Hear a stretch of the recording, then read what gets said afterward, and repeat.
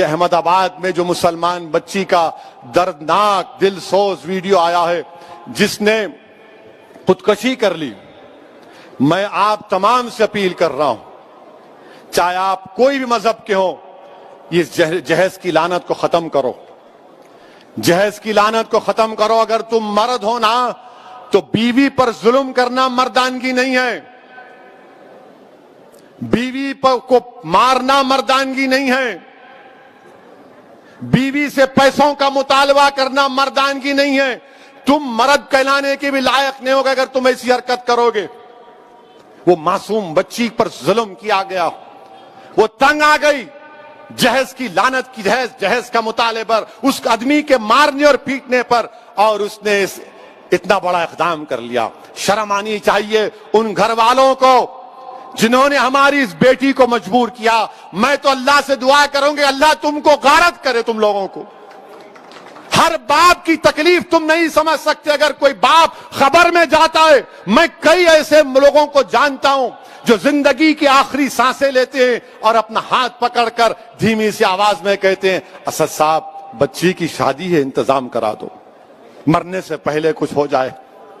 کیا ہو رہا ہے ان لوگوں کو؟ کتنے عورتوں کو تم مارو گے؟ کیسے تم مرد ہو جو بچیوں کو مار رہے ہو، ان کی جانیں لے رہے ہو؟ کیا تم میں انسانیت مر چکی ہے؟ اور ایسے کتنے لوگ ہیں جو اپنی بیویوں پر ظلم کرتے ہیں، تھپڑ مارتے ہیں، جہیز کا مطالبہ کرتے ہیں، حاملہ بیویوں کو ڈھکیلتے ہیں اور باہر نکل کر اپنے آپ کو بڑا فرشتہ کہلاتے ہیں۔ ارے یاد رکھو تم دنیا کو دھوکہ دے سکتے ہو مگر اللہ کو نہیں دیکھ سکتے۔ اللہ دیکھ رہا ہے، اللہ سمجھ رہا ہے، اور اللہ ضرور مظلوم کا ساتھ دے گا، اللہ مظلوم کا ساتھ دے گا۔ میں ان تمام مسلمانوں سے اپیل کر رہا ہوں، اللہ کے رسول صلی اللہ علیہ وسلم نے ارشاد فرمایا تھا کہ تم میں سب سے بہترین وہ ہے جو اپنے گھر والوں سے اچھا ہے، بہترین اخلاق اس کے ہیں جو اپنی بیویوں سے اچھا برتاؤ کرے گا۔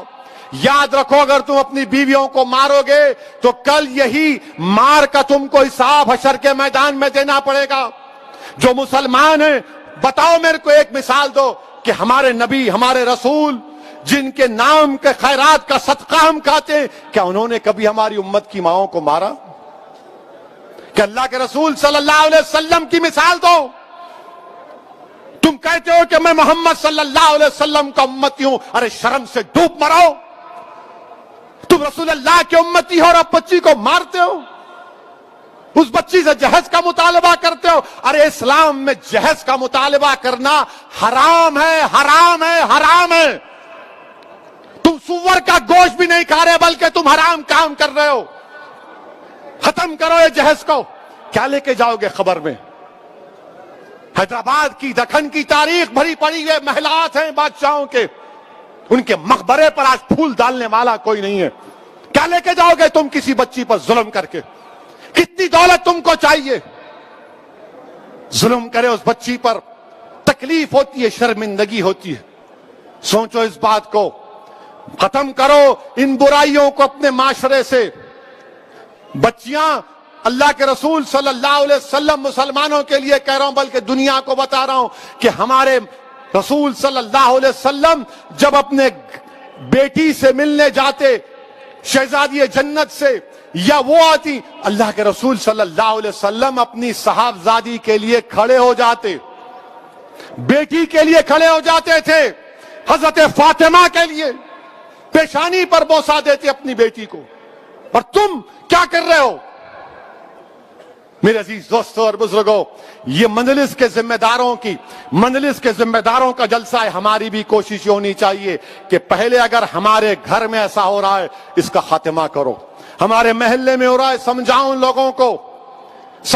لوگوں کو، اور میں ہماری بیٹیوں سے کہوں گا کہ ڈرنا نہیں، تم ہرگز اپنی جان نہیں لینا، تم کبھی اپنی جان نہیں لینا، کبھی نہیں لینا تم اپنی جان، تم زندہ رہو، ہم تمہارے ساتھ ہیں۔ تمہاری جان کی قیمت ہے میری بیٹیوں۔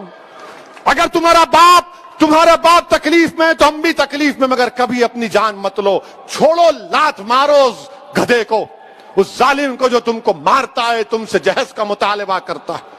تمہاری زندگی بہت بڑی ہے، لات مارو اس کو، قانون کو استعمال کرو۔ मत गुजारो ऐसे जालिमों के साथ जिंदगी।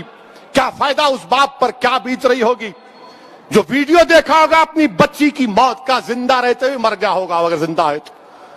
मेरे अजीज दोस्तों और बुजुर्गों, इस बुराई का खात्मा हमको करना है, औरतों का साथ देना है। औरतों को हकीर मत समझो, औरतों का साथ दो।